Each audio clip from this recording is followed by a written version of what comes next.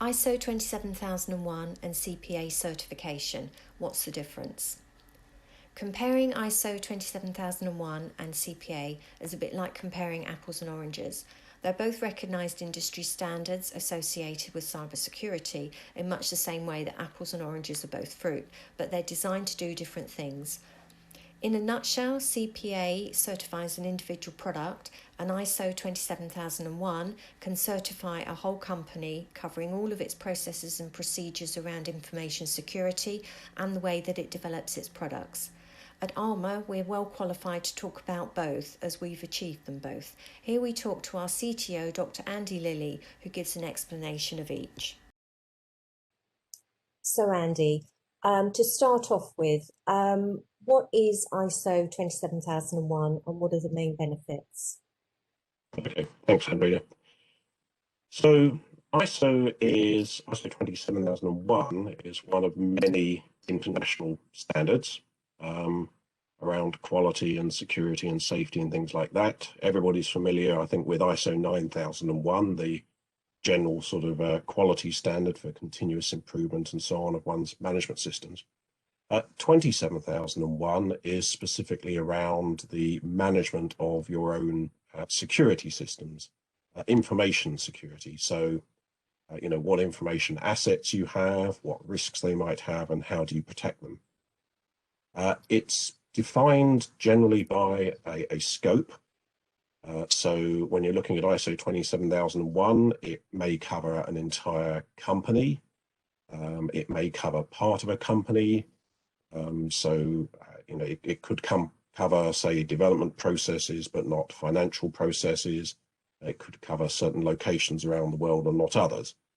From our point of view, Armour, we've gone for certification of the whole company because we're an SME, and it covers absolutely everything that we do. So our product development, our finance, our HR systems, etc. Because the security of us and our products and our development systems is key to everything. Okay, and what are the main benefits of that approach? So it's an independently assessed certification. It's internationally recognized and is regarded as being, relatively challenging to achieve, particularly for a small company, because, ensuring that you have all the correct security measures in place and that you're seeking to improve those continuously is quite a challenge. And that continuous improvement is a key thing. There's no point certifying a company at one point in time and then just praying that they stay safe forever. The threats out there are continuously evolving, and so it's important that companies evolve as well. And that means we need to be continuously reassessing, do we have new types of information to protect? Are there changes in that information or the risks to it? And so do we need new controls in place, or do we need to adapt or improve our existing controls? Okay, thank you. So how is CPA different to that? Okay, so CPA was commercial product assurance, that is, was created by the National Cybersecurity Centre back in about 2014. So the NCSC wanted a way of providing vendors with some assurance that when they wanted to get a product that could be used in a government setting, not high assurance as in secret, but at lower levels of classification, that they were getting a product that met the government's needs. So that meant that that particular product that was being assessed under CPA met certain standards. So the NCSC issued different requirements depending upon the type of product. One of the first products that they did this for was smart meters, which were just starting to be developed to roll out across the UK at that point. But it also covered things like, the router or Wi-Fi devices in your home, secure mobile communications, which is the category that we came under. And again, like ISO 27001, it required independent assessment. So it's not a self-certification scheme.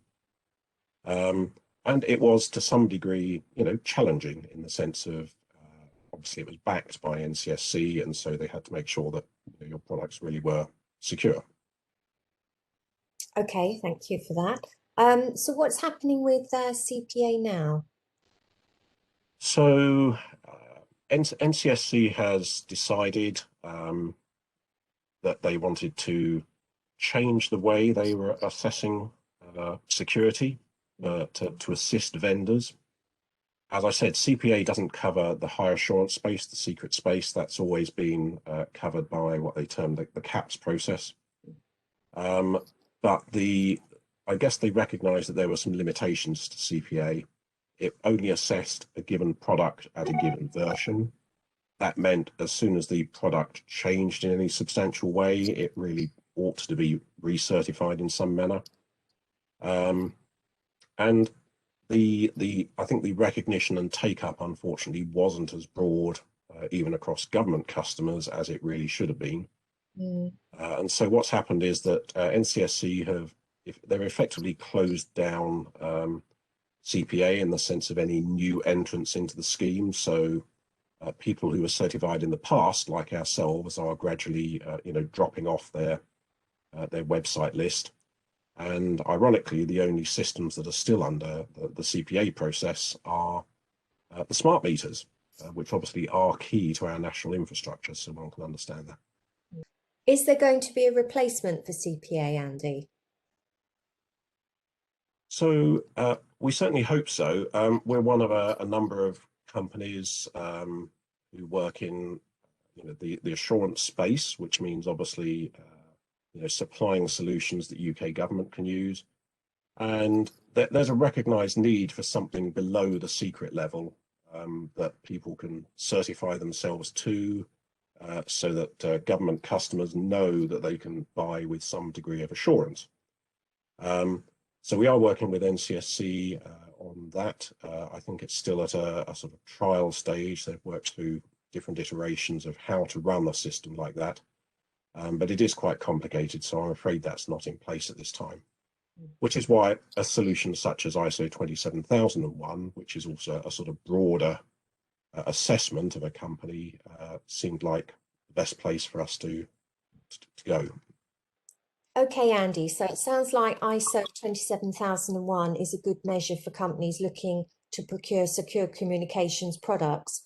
Is there anything more specific that they should look for?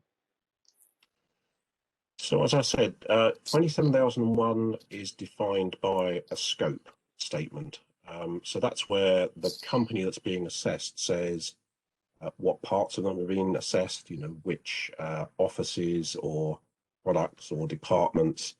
And for a really big company, they might only get 27001 for some specific area, in which case you need to be a little bit careful that you're actually getting the certification that you expect if you buy something from them.